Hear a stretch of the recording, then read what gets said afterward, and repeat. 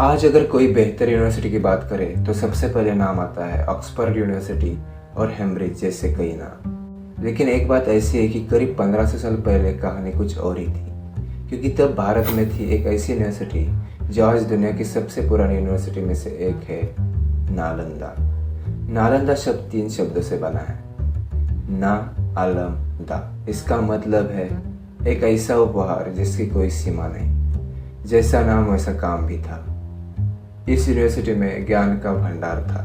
यहाँ सिर्फ धार्मिक ग्रंथ ही नहीं बल्कि लिटरेचर, थियोलॉजी, लॉजिक, मेडिसिन और फिलोसॉफी जैसे कई सब्जेक्ट पढ़ाए जाते थे। और तो और हर सब्जेक्ट का संपूर्ण ज्ञान देने के लिए बनाई गई थी 9 मंजिला लाइब्रेरी, जिसमें लाख 2 लाख नहीं बल्कि 90 लाख से भी ज़्यादा बुक्स और मैन्युस्क्रिप्ट्स थे।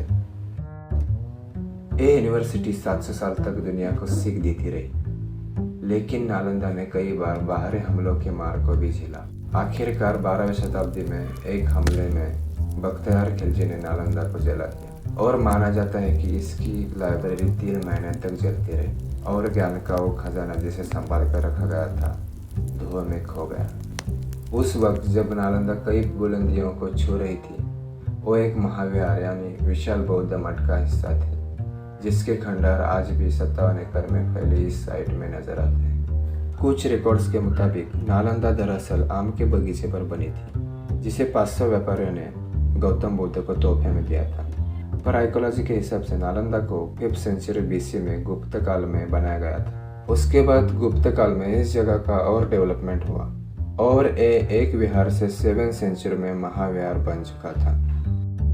अलग अलग दौर में यहाँ कई महान टीचर्स ने पढ़ाया, जैसे नागार्जुना, बुद्धपालिता, शांतरक्षिता और आर्यदेव। और जानते हैं स्टूडेंट्स कौन थे? चाइनीज ट्रैवलर ह्वेन त्सांग जैसे कई लोग जो दुनिया भर से यहाँ खिंचे चले आते थे। यहाँ पर पूरे विश्व से, चीन से, म्यांमार से, श्रीलंका से अनेक प्रांतों के लोग इस जगह पर शिक्षा ग्रहण करने के लिए आया करते थे।